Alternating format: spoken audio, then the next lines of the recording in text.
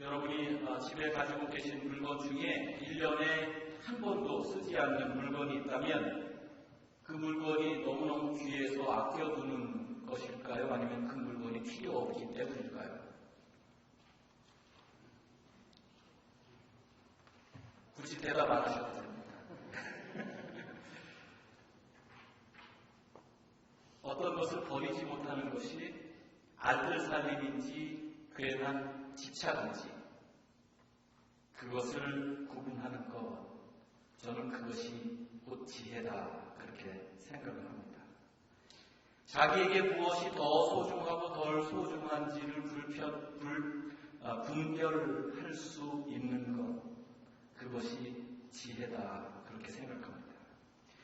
무엇을 구하고 살아야 하는지, 무엇을 버리고 살아야 하는지를 분별할 수 있는 능력이 지혜입니다.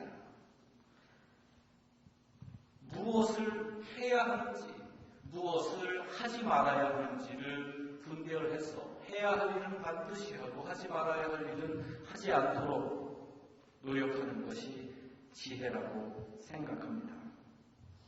예를 들어서 재산보다 건강이 더 소중한 것을 깨닫지 못하고 이미 필요한 만큼의 재물이 있는데 필요 이상의 재물을 얻기 위해서 분주하게 살다가 건강을 잃는 사람이 있다면 그 사람은 무엇이 소중한지 무엇이 소중한지 아는지를 무엇을 버려야 하는지 무엇을 얻어야 하는지를 무엇을 해야 하는지 무엇을 하지 말아야 하는지를 모르는 어리석은 사람입니다. 세상 모든 것 다 얻어도 건강을 잃으면 그 모든 것이 다 소용이 없기 때문입니다. 평화의 문제도 건강의 문제와 마찬가지입니다. 다른 모든 행복의 조건들이 충족되어 있어도 평화가 없으면 다 소용없습니다. 예를 들어서 여러분이 아무리 사업을 잘 일으켜 놓으시고 농사를 잘 해 놓으셨다 할지라도 여러분이 사는 나라에 전쟁이 난다면 어떻게 되겠습니까? 순식간에 애써 일궈 놓은 삶의 터전이 폐허가 될 수도 있습니다. 아무리 화려한 집에 살고 거기에 아무리 귀한 것 많이 갖춰놓고 산다 할지라도 그 집에서 살아가는 가족 간에 화목하지 못하고 평화가 없다면 늘 다툼만 있다면 그 집은 행복할 수 없습니다. 아무리 큰 권력, 빛나는 명성, 높은 지위를 얻었다 할지라도 그 사람의 내면에 평화가 없으면 늘 불안하고 불면증에 시달리고 그렇게 하면서 살아간다면 그 사람은 결코 행복할 수 없습니다. 연예인들 중에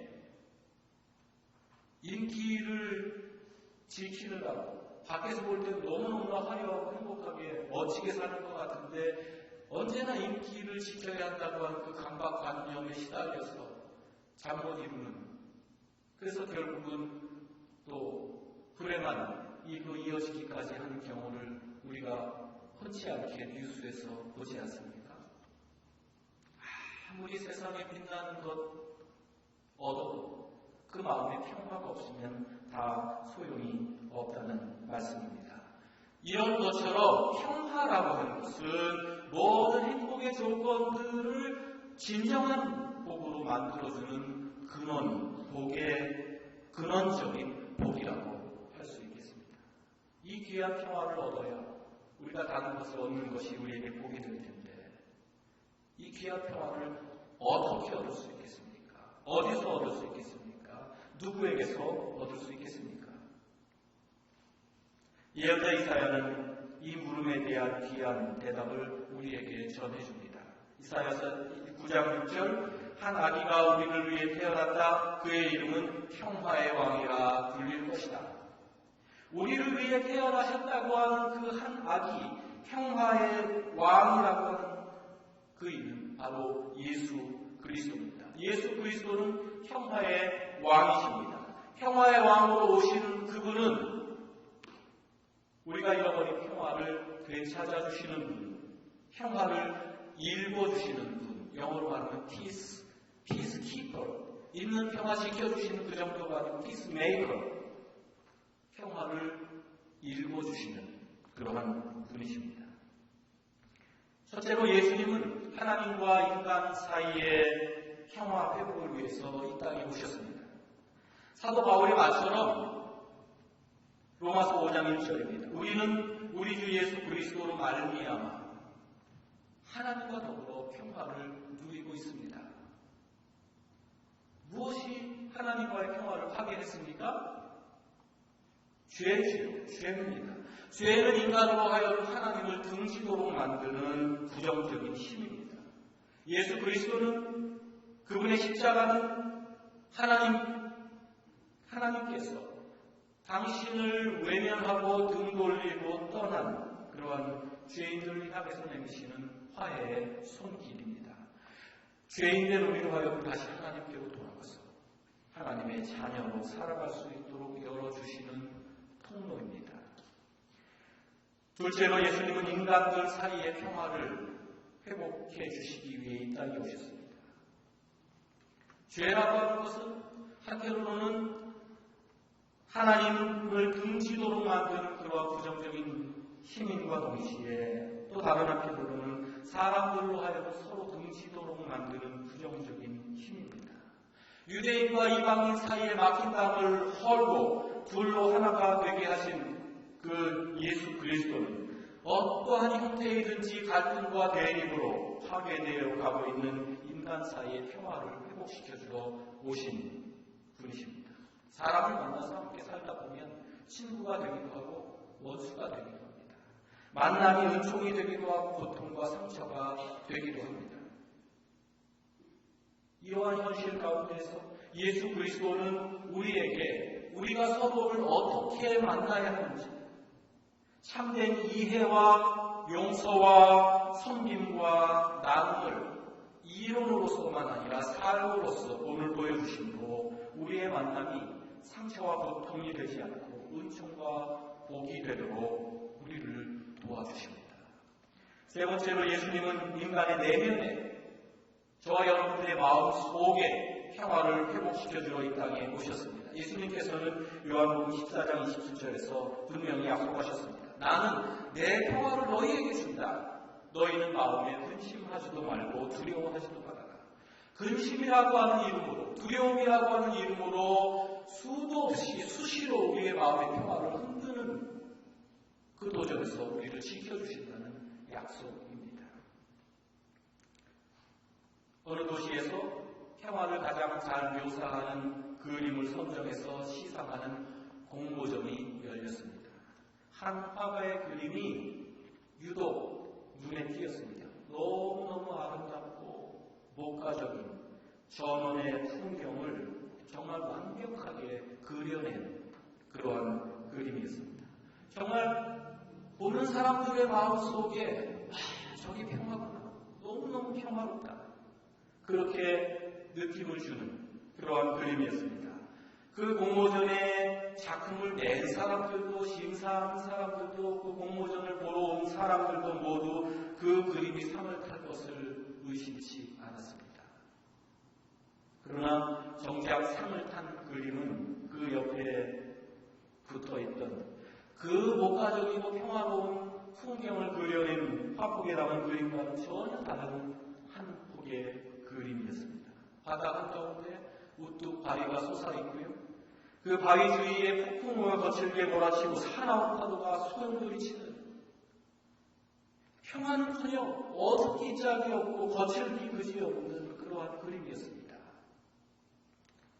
그런데 그 그림을 자세히 살펴보면 그 거친 바다 위에 서 있는 바위 꼭대기에 조그만 틈새가 하나 있고, 거기에는 어미새가 둥지를 들고 풍랑 속에 풍랑 가운데에서 자기 새끼들을 보호하기 위해서 그 새끼새들을 날개로 덮어주는 그러한 모습이 그려져 있었습니다. 그 모습을 보는 사람들은 거친 폭풍과 사나운 파도가 삼킬 수 없는 깊은 평안이 무엇인지를, 아름답고 목가적인 풍경의 그림이 던져주지 못하는 진정한 삶의 평안이 무엇인지를 느낄 수 있게 되었습니다. 예수를 믿고 따른다고 하는 것은 인생의 풍파가 한순간에 잠잠해지기 때문에 마음의 평안이 있는 것이 아닙니다. 거친 파도에 도전 한복판에서 주께서 우리를 향해서 당신의 안전한 날개의 그늘 아래 그 날개 그늘을 펼쳐주시고 우리를 그 그늘 아래 보호하시기 때문에 우리의 마음에 평안이 깃드는 것입니다. 풍랑이 없기 때문에 평안이 아니라 예수께서 함께 계시기 때문에 평안이라는 말씀입니다. 진실로 예수님은 우리의 품이 되어주시고 우리의 피난처가 되어주십니다. 주변에 아무리 소란스러워도 어미 품에 있는 아이는, 엄마 치마자락 잡고 있는 아이는 두려울 줄 모릅니다. 두려움을 모릅니다. 두려워할 이유도 없습니다. 마찬가지입니다. 인생의 풍랑이 아무리 거칠어도 우리의 마음이 예수 그리스도라고 하는 항구에 정박해 있으면 우리는 평안할 수 있는 것입니다. 평화의 왕으로 이 땅에 오신 예수님, 하나님과 인간들 사이 그리고 인간의 내면에 평화를 일구어 주시는 분이시오. 그분은 오늘 우리에게 이렇게 말씀하십니다. 평화를 이루는 사람은 복이 있다. 평화를 이루는 사람은 복이 있다. 예수님은 평화를 누리는 사람은 복이 있다고 말씀하시지 않습니다. 평화를 이루는 사람은 복이 있다고 말씀하셨습니다. 평화를 누리는 것을 넘어서서 평화를 일구는 사람, 평화를 전해주는 사람, 평화를 잃어버린 곳에 평화를 되찾아주는 사람이 되라고 하는 말씀입니다. 물론 우리가 먼저 하나님과의 관계에서 평화를 이루어야, 평화를 누려야 합니다. 다른 사람과의 관계 속에서 평화를 누려야 합니다. 내 내면에 평화가 있어야 합니다. 없는 걸 어떻게 주겠습니까? 맛보지 못하고 경험하지 못한 것을 어떻게 자신 있게 전해줄 수 있겠습니까? 먼저 우리 자신이 예수 그리스도를 통하여 평화를 누리는 것이 참으로 중요합니다. 그러나 예수님의 말씀은 오늘 거기에서 머무르지 말고 평화를 누리는 데 머무르지 말고 다른 사람에게 평화를 전해주라는 명령 우리에게 주시는 것입니다. 이런 맥락에서 사도 바울은 고린도후서 5장 18절에서 이렇게 말씀합니다. 하나님께서는 그리스도를 내세우셔서 우리를 자기와 화해케 하시고 또한 우리에게 화해의 직분을 맡겨주셨습니다. 화해케 하실 뿐만 아니라 너희도 화해의 중보자가 되라. 화해의 직분을 맡겨주셨습니다. 평화를 일구는 일꾼으로서 화해의 직분자로서 우리가 실천해야 할 것이 여러 가지 있겠습니다만 오늘 네 가지만 여러분들께 말씀드리겠습니다. 첫째로 우리는 하나님의 용서하심을 전해야 합니다. 사도 바울은 말합니다. 하나님께서는 예수 그리스도의 십자가의 피로 평화를 이루셔서 만국을 당신과 기꺼이 화해시키셨습니다.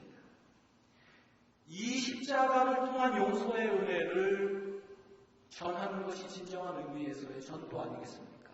제가 언젠가 말씀드렸던 것처럼 참된 전도는 우리 교회를 알리고 우리 목사를 알리는 것이 아닙니다. 십자가의 도를 전하는 것입니다. 하나님은 당신을 기다리십니다. 형제여, 하나님은 당신을 기다리십니다. 자매여, 하나님은 당신을 용서하십니다. 여러분, 하나님은 당신을 사랑하십니다. 이 말을 전해 주어야 합니다. 그래서 우리가 하나님과 화평을 누리는 그 화평을 그 사람들도 누릴 수 있도록 한쪽에는 그분의 손을 잡고 한쪽에는 내 이웃의 손을 잡을 수 있어야 하는 것입니다. 둘째로 용서를 실천해야 합니다. 용서의 실천이라고 하는 것은 용서하는 너그러움과 용서를 구하는 용기, 이 두 가지를 다 포함하는 것입니다. 우리는 대체로 용서를 실천하시다 보면 용서해야 되는 것으로만 생각해요. 그러나 여러분, 내가 받아야 할 용서는 없습니까? 용서의 실천이란 해야 할 용서를 너그러움으로 하고 받아야 할 용서를 용기 있게 구하는 것, 이 두 가지가 함께 가는 것입니다. 먼저 우리는 자기에게 잘못한 사람을 용서해야 합니다. 물론 용서는 무조건 잘못을 다 눈 감아주고 죄와 잘못을 무조건 용인하라고 하는 것이 아닙니다. 그것은 참된 용서가 아닙니다. 기분으로 하는 용서는 참된 용서가 아닙니다. 용서는 죄인을 용납하라는 것입니다. 죄를 눈 감아주라는 것이 아니라 죄인을 용납하는 것입니다. 또한 자기의 잘못에 대해서도 용서를 구해야 합니다. 용서하는 것만 용서의 실천이 아닙니다. 겸손히 자신의 잘못을 인정하고 용서를 구하는 것 역시 용서의 실천입니다.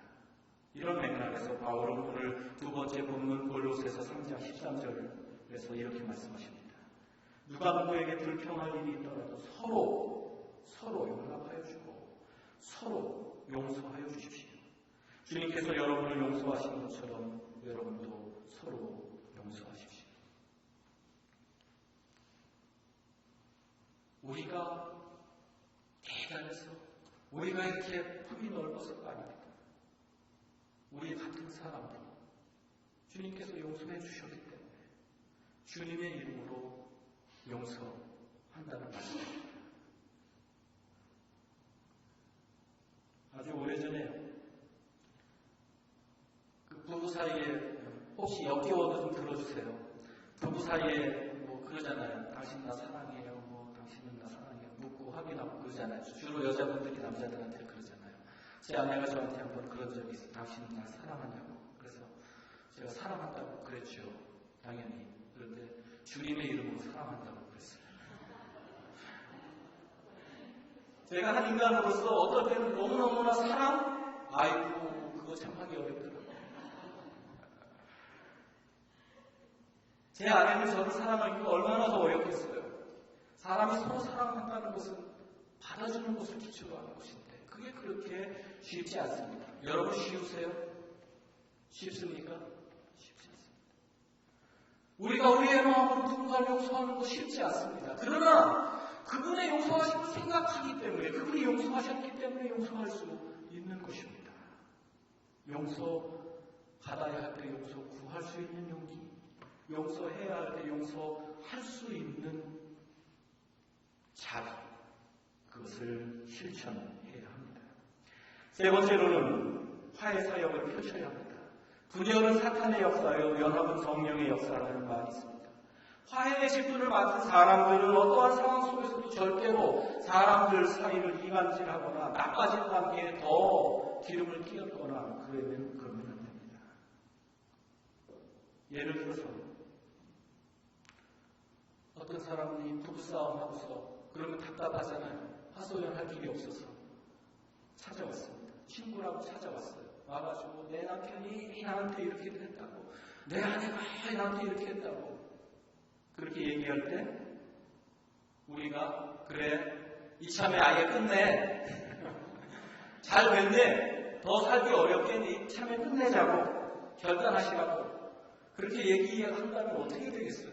설령 아무리 속에서 힘들겠구나 생각할지라도 그래도 조금 전에 주님의 손과 이웃의 손을 함께 잡아야 한다고 말씀드린 것처럼 양쪽 사람의 손을 함께 잡으려고 노력해야 하지 않겠습니까? 그렇게 할 수 있도록 지혜를 구해야 하지 않겠습니까? 우리가 해야 할 일은 분열이 아닙니다. 연결입니다. 다리를 끊는 일이 아니라 다리를 놓는 일입니다. 서로 소원해진 관계를 연결하는 다리 역할을 해야 합니다. 오늘 골로새서 3장 4절, 5절, 14절, 15절 말씀처럼 사랑의 띠로 서로 연결하여서 평화와 연합의 역사가 이루어지도록 힘써야 하는 것이 저와 여러분 그리스도인들의 거룩한 사명입니다. 다음 주일이 우리 교회 설립된 지 10주년을 맞는 것을 기념하는 주일입니다. 이 뜻깊은 주일을 준비하면서 제 마음속에 이 교회를 섬기는 목사로서 깊은 감동과 교우들에 대한 감사가 있습니다. 이번 10주년 행사는 다른 것 하지 말고 그동안 우리 교회 여러 가지 이유로 우리 교회를 떠나가신 분들을 초청해서 화합의 잔치를 벌이자고 제 아이디어가 아니라 여러분들이 그런 의견을 해주셨고 뜻을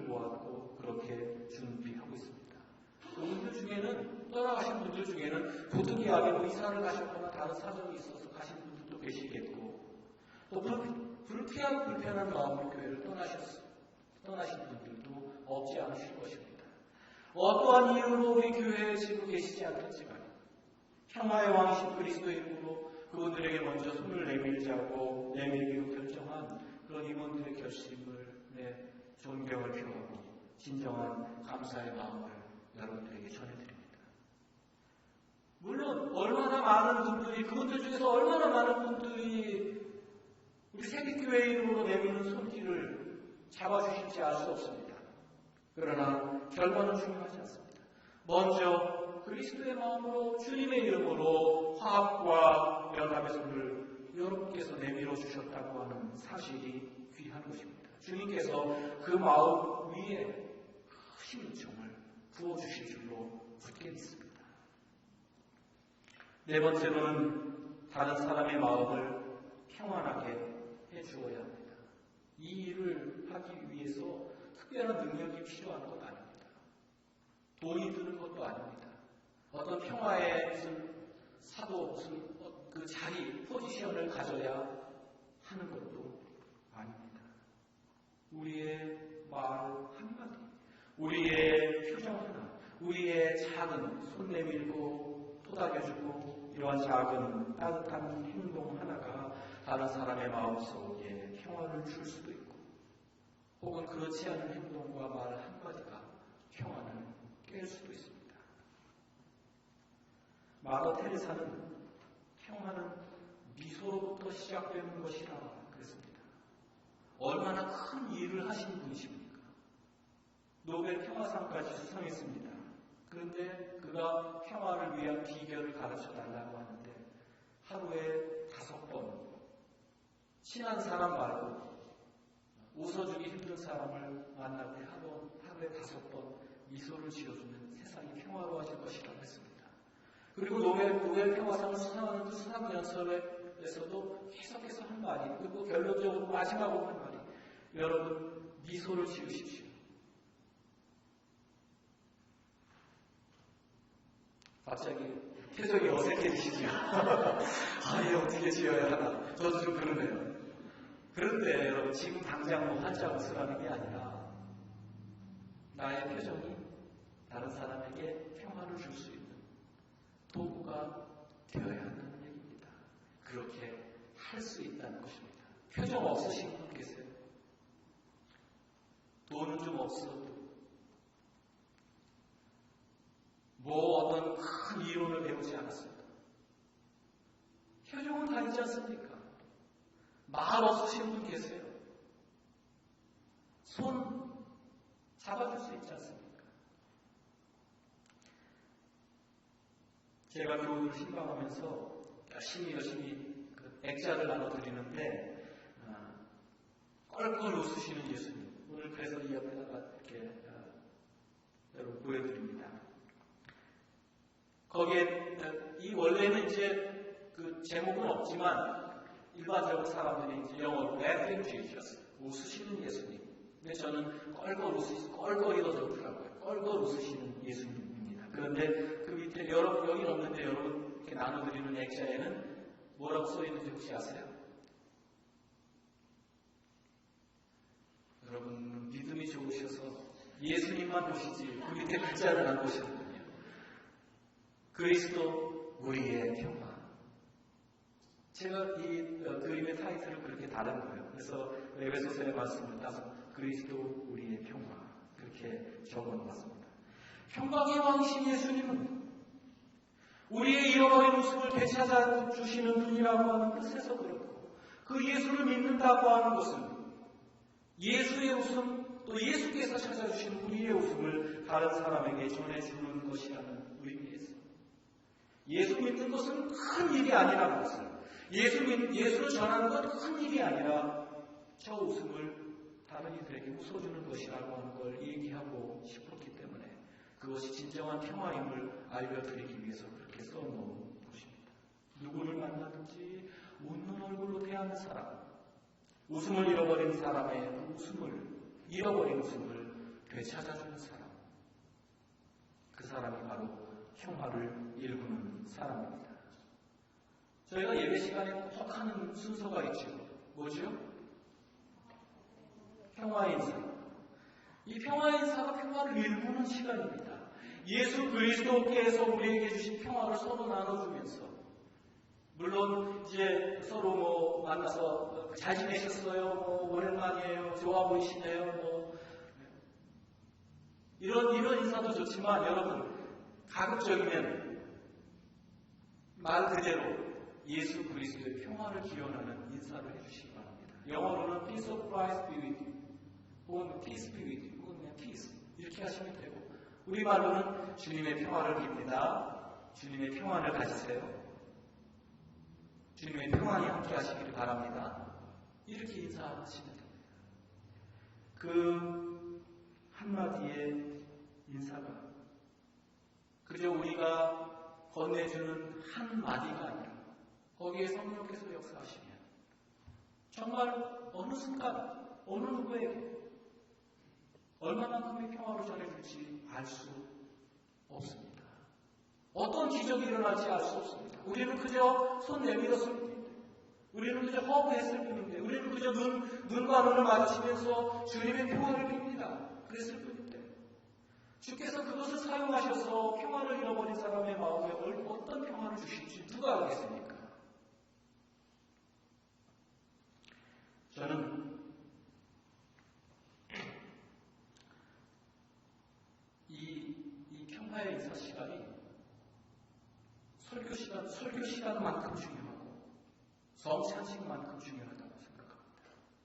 이 얼마나 복된 시간인지, 그렇게 한마디 던져줄 수 있는 것이 얼마나 복된 사명인지. 새벽교회 여러분, 평화를 일구는 사람이 복된 사람입니다. 비록 우리가 가진 것 없다 할지라도 평화를 전해줄 수 있습니다. 말씀드린 것처럼 위로의 말 한마디, 따뜻한 미소, 그리고 손 한 번 꼭 잡아줌으로써, 마음을 다해서 껴안아주고 토닥여줌으로써 우리는 평화를 전해줄 수 있습니다. 화해의 직분을 감당할 수 있습니다. 저는 우리 새벽교회가 평화의 공동체가 되기를 간절히 소원합니다. 교우들 간에 항상 마음을 다해서 섬기고 용납하면서 한데 어울려 살아가는 공동체가 되기를 간절히 소원합니다. 세상은 오해하지만 우리는 이해합시다. 세상은 빼앗기에 현황이 되어 있지만 우리는 나누기에 열심을 냅시다. 세상은 군림하려 들지만 우리는 낮아지고 섬기는 일에 열심을 냅시다. 세상의 방식은 배척하고 편가르는 것이지만 우리는 포용하고 연합합시다.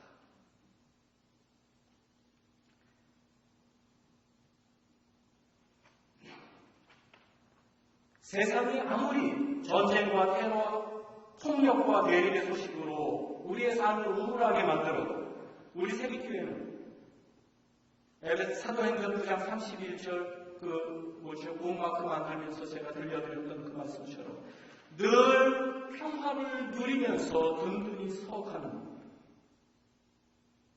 교회 되기를 열망합시다. 단순히 내 자신만의 평화를 누리기 위한 것 아니고 세상의 평화를 전하는 일이 바로 이 일이기 때문입니다. 군사력과 외교력으로 전쟁과 분쟁, 갈등과 대립을 일시 멈추게 할 수는 있습니다. 그러나 그러한 분열의 어두운 역사를 참으로 극복할 수 있는 길은 테레사 수녀의 말씀처럼 어떠한 외교 협정이 아니라 우리의 진심 어린 미소입니다.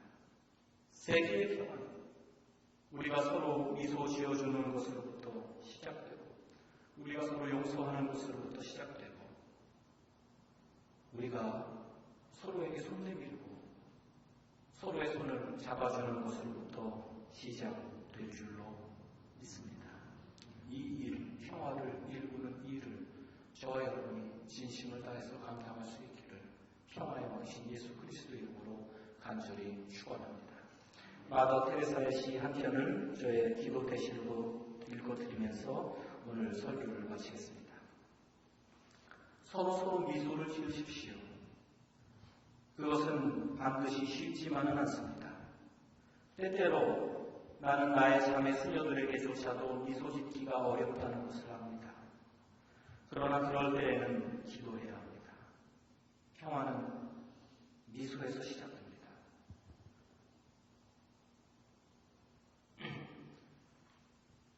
여러분이 전혀 미소 짓고 싶지 않은 사람에게 하루에 5번씩 미소 지으십시오. 평화를 위하여 그렇게 하십시오.